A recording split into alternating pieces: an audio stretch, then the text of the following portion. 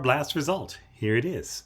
The BLAST result page changes. They will update this every 6 months to a year. It'll have a somewhat different look.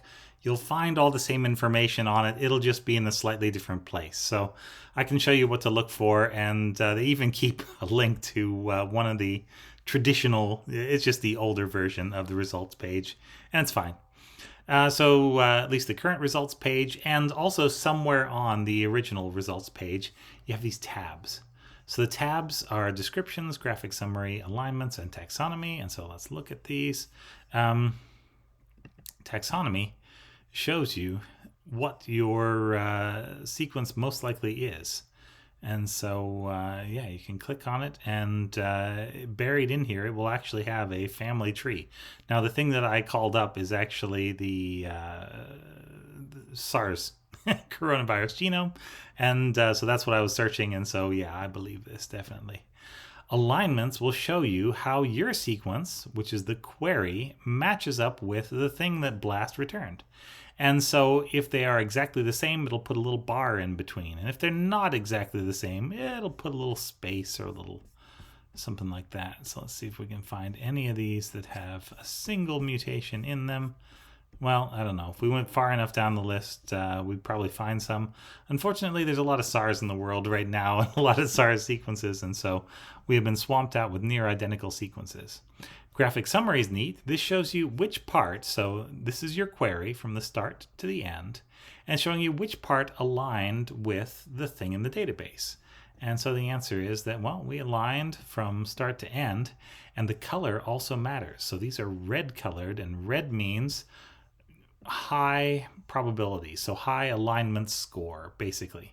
The hotter colors mean better alignments over bigger areas that are less likely to happen by chance, and so can be believed a little bit more.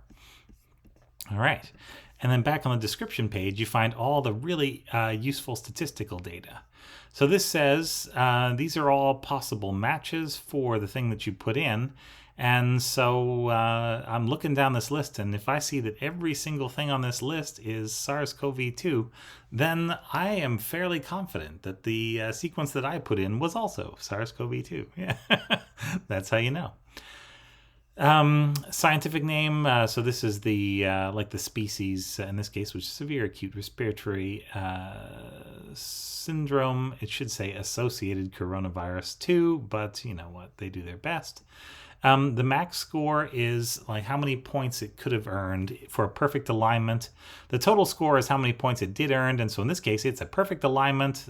Query cover is how much of the sequence that you're comparing to, how much of your query were you able to match to something in the database, and in this case it was 100%.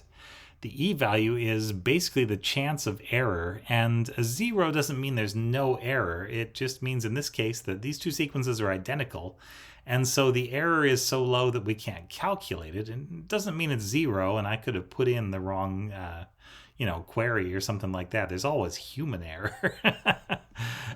Percent identity is how well it matches. So for every nucleotide in this nucleotide alignment, do 100%, 99%, 98% line up. This is how long the sequence is that we're matching up to, and you can see that some people sequence a little bit closer to the ends than other people. And then this over here is the accession number for the thing that we've matched. So yeah, a couple of letters, then a bunch of numbers, and we can ignore the 0.1 or 0.2, whatever that is. So there you go. Those are the results of a BLAST page. That's how you get to them, and it's a quick little thing, and we'll go over more in class exactly what you do with these.